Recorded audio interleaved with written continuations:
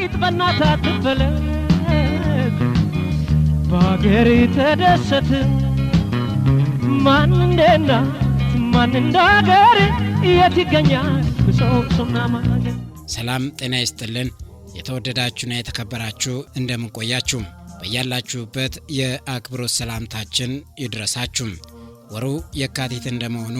በዛሬው ክፍል 1 የታሪክ ነገራ ፕሮግራማችን ቀደምት አባቶቻችን ሀገራቸውን ከጠላት ወራሪ ኃይል ለማዳን ያደረጉትን ተጋድሎ እናነሳለን ዛሬ ትኩረት ያደረግነው በ1989 የቼክ ሪፐብሊክ ተወላጅ የሆኑት ክቡር ኢንጂነር አዶልፍ ፓርለሳክ አሳትሞ ተጫነ ገብሬ በተረጎመው የሀበሻ ጀብዱ መጽሐፍ ላይ የፋሺስቱ ጦር ሽንፈት ክፍልን እናስቃኛችኋለን የፕሮግራሙ አዘጋጅ አዱኛ ትዛዙ ሲሆን በቴክኒኩ ቦጋለ ገነነ አብሮኛል ተከታተሉን የአድዋስ ጦርነት እንደምን ነበር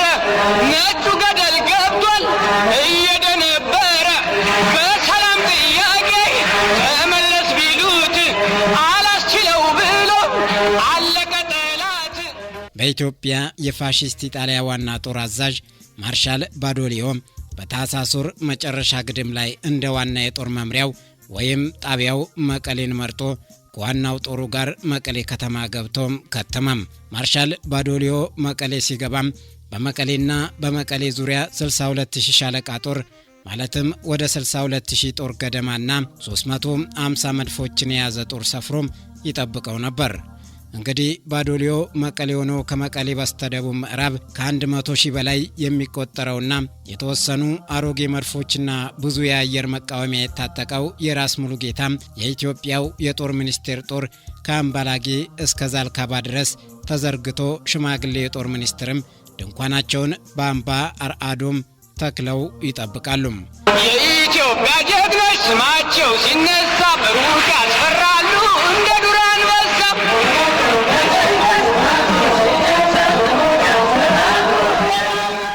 ሁለተኛው የጣሊያን ክፍለ ጦር 30 ሻለቃ ጦርና 193 መድፎች ይዞ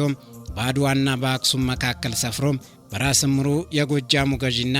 በአያሌ ብሩ የሰሜኑ ገዢ ጦር ተወጥሮ ፍዳውን ያያል ከአድዋም እስከ መቀሌ 140 ኪሎ ሜትር ገደማ የሚሆነው ርቀት ጣሊያኖቹ በአስቸኳይ ጥርጊያ መንገድ ሰርተው አድዋን ከመቀሌ ጋር አገናኝተዋታል የኤርትራ ተወላጆች ክፍለ ጦር ደግሞ ሁለት ቦታ ተከፍሎ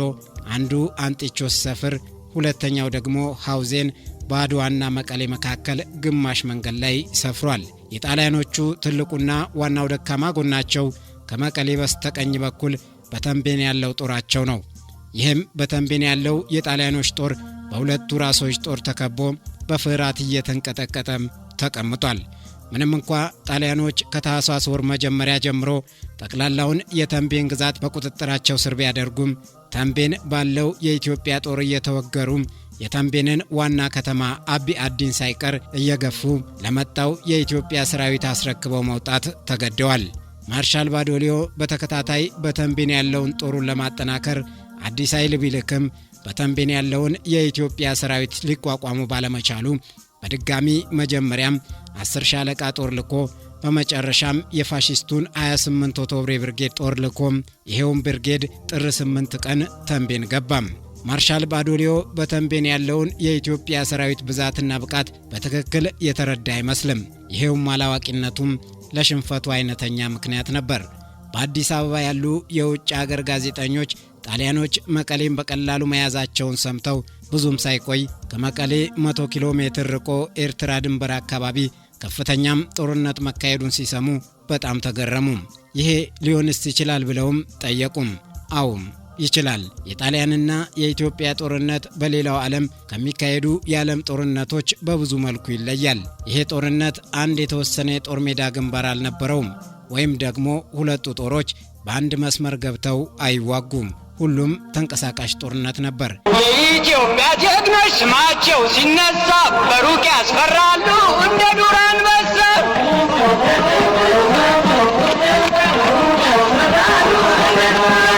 የኢትዮጵያ ጀግኖች ስማቸው ሲነሳ በሩቅ ያስፈራሉ እንደ ዱር አንበሳ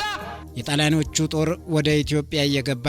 ከጦርነት ስልት አንፃር ወሳኝ ናቸው የሚላቸውን ከተሞች በቀላሉ እየያዘ በእነዚህ ከተሞች ኃይሉን እያጠናከረ ምሽጎች እየሰራ ከተሞችን ከከተሞች ጋር በጥርጊያ መንገድ እያገናኘ ይቀመጣል። አድዋም፣ አክሱም፣ መቀሌ፣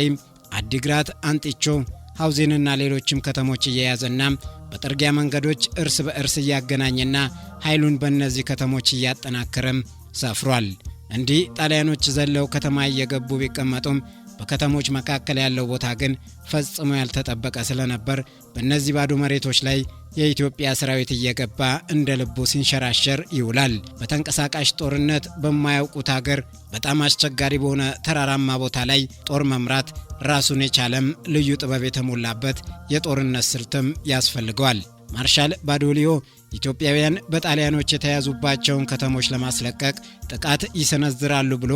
በጣሙን ያምንና ተስፋ ያደርግም ነበር። ኢትዮጵያውያን ከተሞቻቸውን ለማስለቀቅም ጥቃት ሲሰነዝሩ ጥሩ አድርጎ ከገነባው ምሽጉ ውስጥ ሆኖ የኢትዮጵያን ሰራዊት ወገብ ሰብሮ በታትኖም ሊያጠፋው አቅዶ እስኪወሩት ድረስ በተስፋም ይጠብቃል። የኢትዮጵያው ሰራዊት መሪዎች ማርሻል ባዶሊዮ ባቀረበላቸው ቁና እንቁላል ላይ ሄደው እንደማይቀመጡ ሲረዳም ትግስቱ አልቆም ራሱን ጥቃት ሊሰነዝርና እረፍት የነሳውን የተንቤን ጉዳይ ለአንዴና ለመጨረሻ ጊዜ ሊፈታ ወስኖም ልዩ ወታደራዊ ስልትም ይነድፋል። ዋናው የማርሻል ባዶሊዮ እቅድ ሶስቱም የኢትዮጵያ ጦሮች የራስ ካሳም፣ የራስ ምሩና የራስ ሙሉጌታ ጦሮች እርስ በእርስ እንዳይደጋገፉ አግዶ ማቆም ነው።